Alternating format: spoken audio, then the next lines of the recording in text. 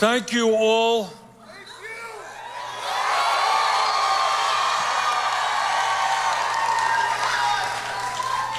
Let me get to the point. How's that? Here is the point. The point is that this election on Tuesday happens to be the most important midterm election in the modern history of our country. That's a fact. Now, I want to tell you another fact. And the other fact is that in Washington, where I work, we have Republican leadership in the Senate and in the House, including Mr. DeSantis, who work day and night in order to give huge tax breaks to billionaires, drive up the deficit, and then they come back and they say, oh my goodness, deficit is soaring. We're going to have to cut Social Security, Medicare, Medicaid, education, and nutrition programs.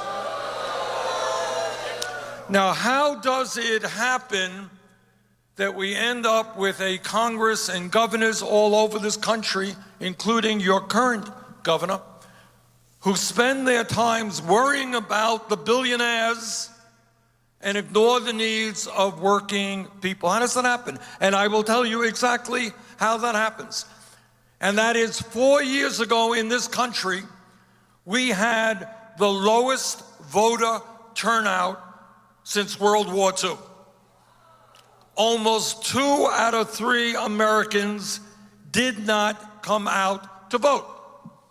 So you got billionaires like the Koch brothers running all kinds of ugly 30-second ads on television. And then you got working people and low-income people, people of color, and young people not voting. And then you end up all over this country with right-wing extremist leaders who are ignoring the needs of the people. Now, 4 years ago, we had the lowest voter turnout in modern history. In 2018, we need to have the highest voter turnout.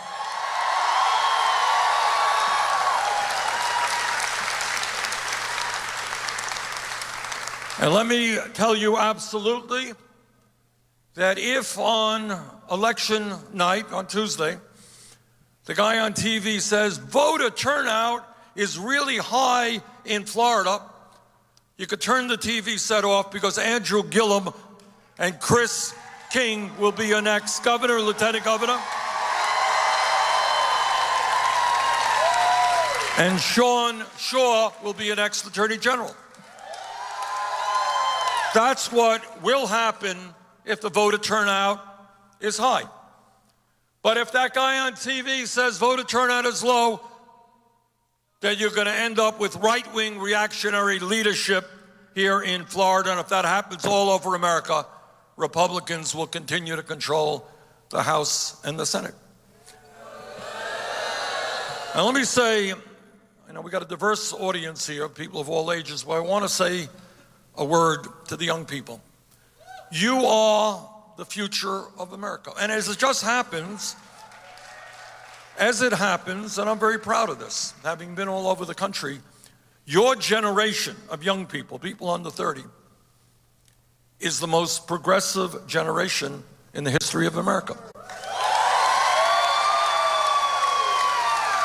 Your generation is leading this country in the struggle against racism, in the struggle against sexism, in the struggle against homophobia, religious bigotry.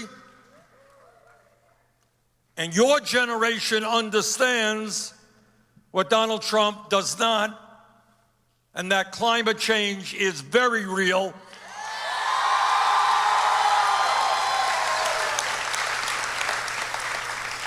You are a great generation. But what I want to tell you as clearly as I can is your views and your struggles for economic justice and social justice and racial justice and environmental justice, your views don't mean anything unless you participate in the political process and you come out to vote.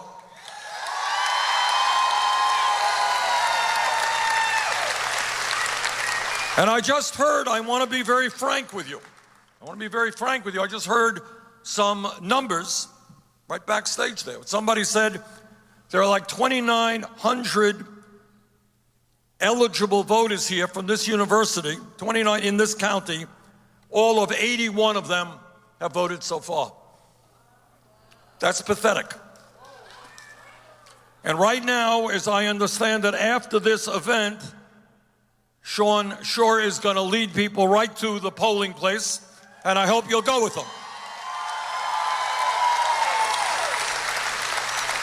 Your generation is the generation that is going to be most impacted by the decisions made today. And it is absolutely imperative that you get into the mix and you make your voices heard. Think about it. Some of you may have seen a recent Intergovernmental Panel on Climate Change report. Some of you see that? You know what it said?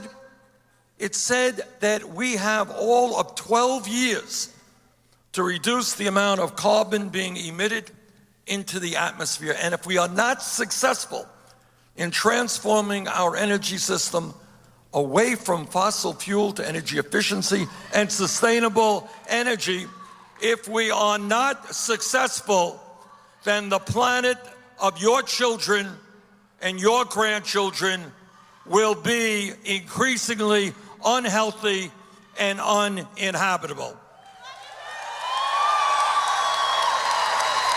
See, and that person knows that, and she's very upset about that.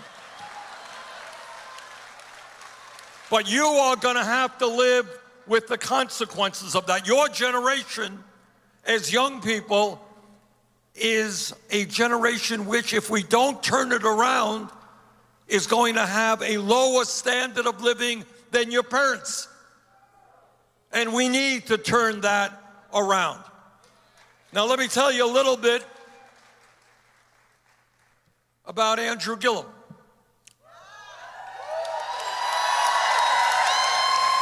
Who I believe is going to be one of the great governors in Florida history. This morning I was in Orlando, in the hotel that we were staying in. I chatted with a woman who works at that hotel, and I said, I'm kind of curious, how much do you earn? She makes $10 an hour, and she has no health insurance. There are many hundreds of thousands of people in Florida who earn those terrible wages and who have no health insurance. This is the wealthiest country in the history of the world. And every person who works 40 hours a week deserves a living wage.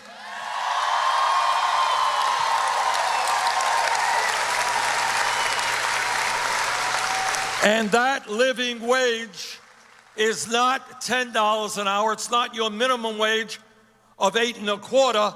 That minimum wage is $15 an hour, which is what Andrew was fighting for.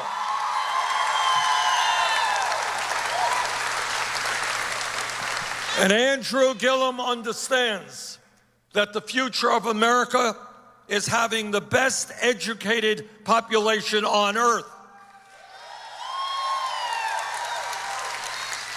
And that is why he is going to work with me to move us to the day, sooner than later, when we are going to make public colleges and universities tuition free.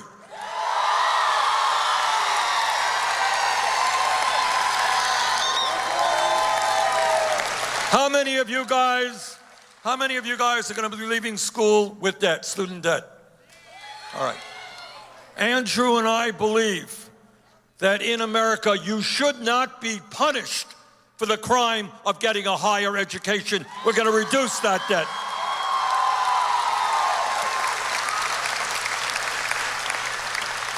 And Andrew understands that instead of giving tax breaks to billionaires, we're going to fund education and make sure that teachers receive a living salary.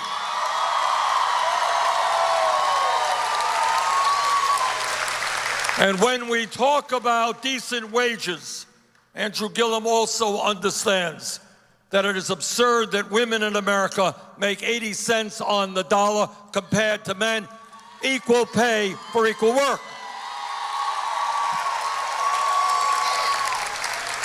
And when we talk about women's rights, Andrew also understands that it is not the government, whether it's state or federal, that should control a woman's body. It is a woman who should control her own body.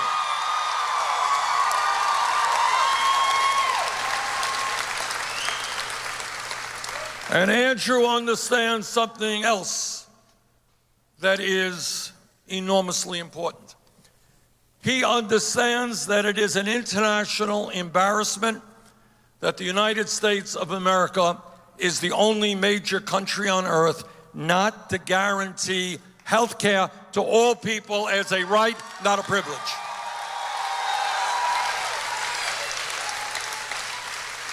It is beyond comprehension to me, beyond comprehension, that you got billionaires running this state who could allow some 700,000 or 800,000 Floridians not to see an extension of Medicaid.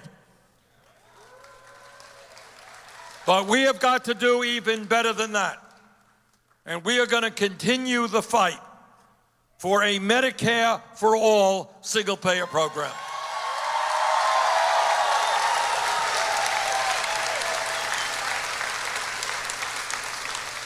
And Andrew understands not only that climate change is real, he understands the extraordinary potential for Florida to be a leader in moving us to sustainable energy.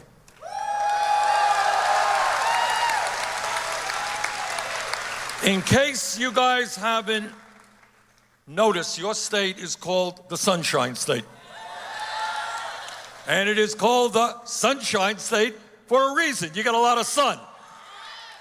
And we in Vermont would like to borrow some of that sun occasionally.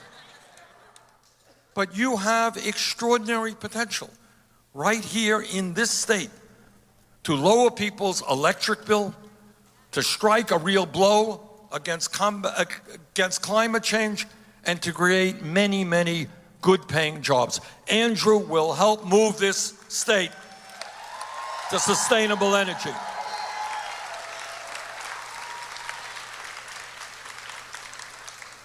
Now, I understand that President Trump is visiting your state tonight. And I am more than aware that Mr. Trump in 2016 won this state. But I want to say a word to some of the folks who may have voted for him in 2016. And I can understand why people voted for him, because he said some things that actually made sense. But we know now what we didn't know then, and that is that Trump is a pathological liar. And it really doesn't matter what he says, because that has nothing to do with his reality. So to those folks who voted for Trump and are thinking of voting for Mr. DeSantis, I want to say the following. In 2016, you may recall that Donald Trump said, if elected president, I'm going to guarantee health care to everybody. You remember that? Well, not quite the case. Instead of guaranteeing health care to everybody, Trump and DeSantis moved forward to throw 32 million people off of the health care that they have. And we ended up stopping that by one vote in the Senate, and that was the vote by the late John McCain. And to the elderly people in Florida who may have heard Mr. Trump say he is going to take on the pharmaceutical industry and lower prescription drug costs, I asked the seniors in Florida, take a look at your prescription drug costs. They have soared over the last 2 years. Trump lied on prescription drugs. During his campaign, Mr. Trump said he is a different type of Republican. He is not going to cut Social Security, Medicare, and Medicaid. Remember that? Well, he lied again, because his last budget, which we were able to push aside, his last budget called for a $1 trillion cut in Medicaid, $500 billion cut in Medicare, and a $72 billion cut in the Social Security Trust Fund. Trump said during his campaign that he may be a multi-billionaire, but he is going to take on the establishment. Well, lied again. He appointed more billionaires to his administration than any president in American history. Trump said during his campaign that he was going to fight for tax reform which would not benefit the wealthy. Lied again. 83% of the benefits of his tax bill go to the top 1%. Our job is to understand a few important things. And that is, number one, Republicans win when voter turnout is low. And we're going to change that in this election. Number two, please understand why in the front page of the USA Today they're talking about voter suppression in minority areas. See, if your political view is tax breaks for billionaires and cutting programs for the elderly and the children and the sick and the poor, you don't win elections. The way they win elections is by making it harder for people to vote. All right? And your job right now, as never before, is not only for you to vote, it's to bring out your friends and your neighbors and your family members. You do not want to wake up next Wednesday and find that you have another reactionary governor in the state of Florida. Now, the other thing, though, that we have got to do as a people in Florida, in Vermont, and all across this country is we have got to think big and not small. We have got to ask ourselves, as the wealthiest nation on earth, where we want to go as a people. We have got to look at our campaign and election system, and I believe conclude that it is corrupt. That there is something not only wrong when you have Republicans all over this country trying to suppress the vote, but you got a handful of billionaires like the Koch brothers and others who are spending in this campaign hundreds of millions of dollars to elect candidates who represent the wealthy and the powerful. And what we have got to do together is to make certain that democracy in America does not mean billionaires buying elections. It means one person, one vote.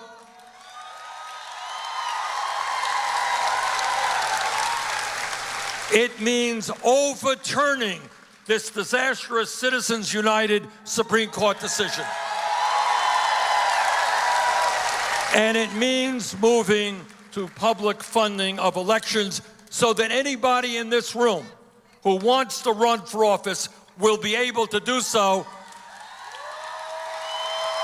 even if you're not a millionaire.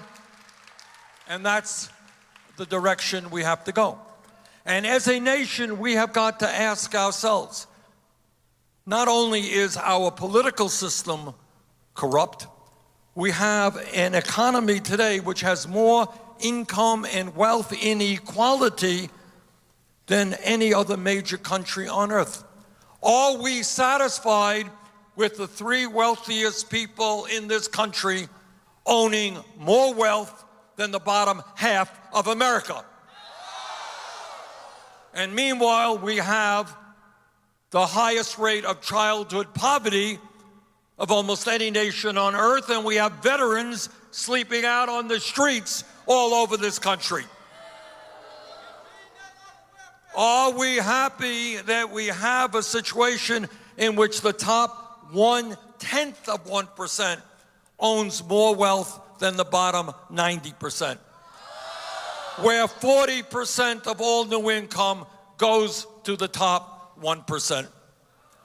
And what Mayor Gillum understands and will fight for in Tallahassee is a government that represents all of the people, not just wealthy campaign contributors.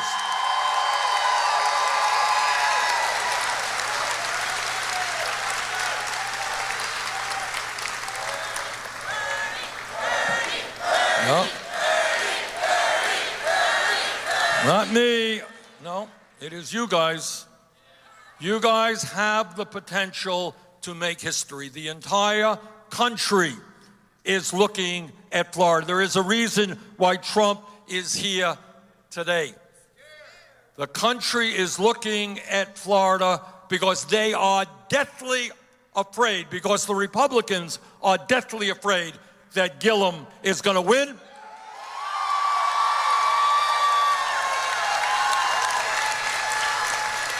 And your job is to help bring about their worst nightmare. Elect Andrew Gillum.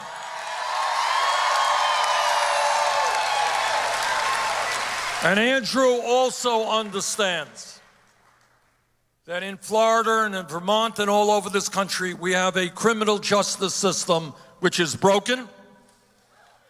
We have more people in jail than any other country on earth. And what Andrew understands, it is more important to invest in jobs and education for our young people rather than jails and incarceration.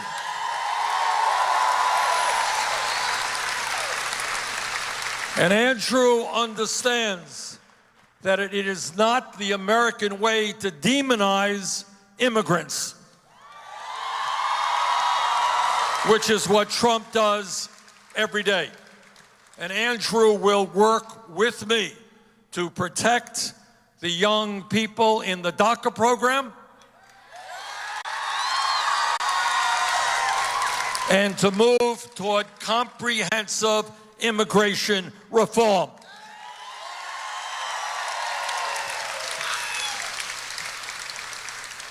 It is no secret, I trust, that I disagree with Donald Trump on virtually everything, whether it's the economy, healthcare, immigration, climate change.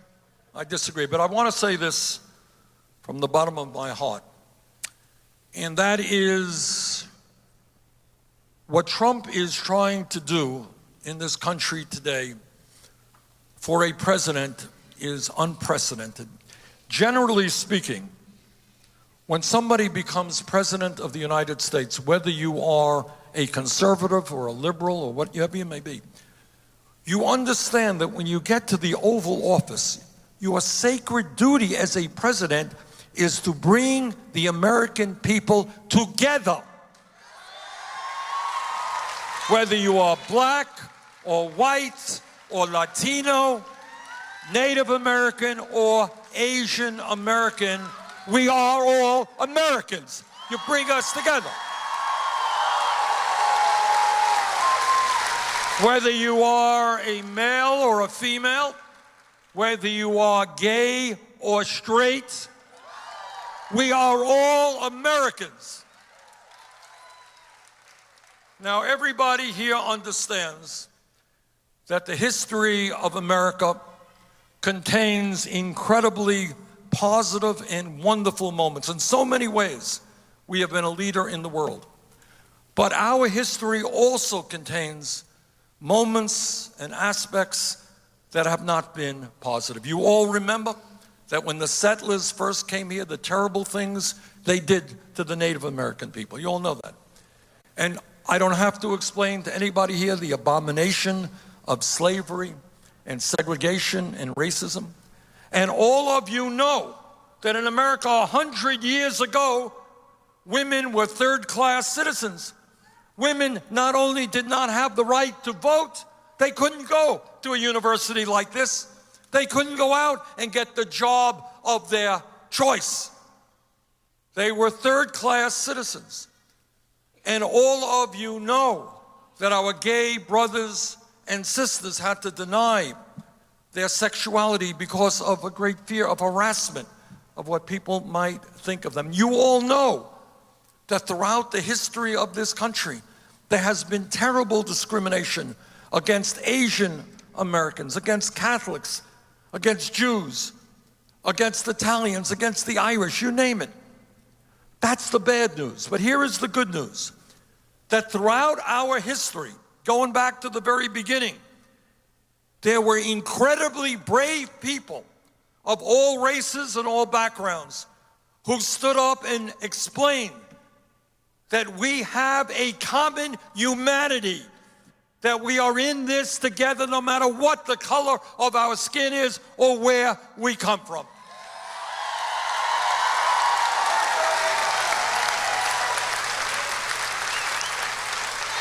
That all of us want to see our kids have good health care, good education, and drink clean water, and have good lives. Doesn't matter whether you're a Muslim, a Christian, or a Jew, that is your aspiration.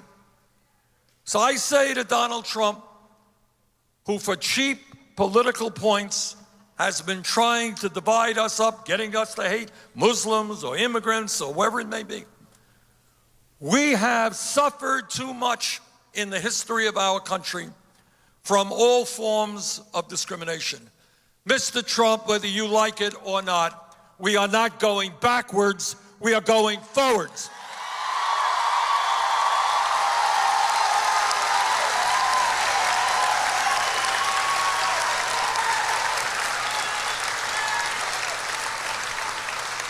This is an unprecedented moment in American history. It truly is. And each and every one of you has got to respond in an unprecedented way. That means not only voting, it means really going after your friends. Tell them you're sick and tired of hearing their jokes about Trump. This is no time for jokes. This is a time to stand up, fight back, and vote.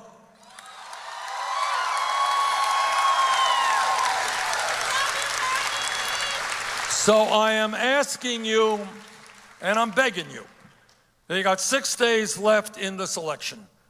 Please do everything that you can, not only for you to vote, but for everybody you know to vote. If the voter turnout is high, you are going to elect a wonderful human being as the next governor of this state.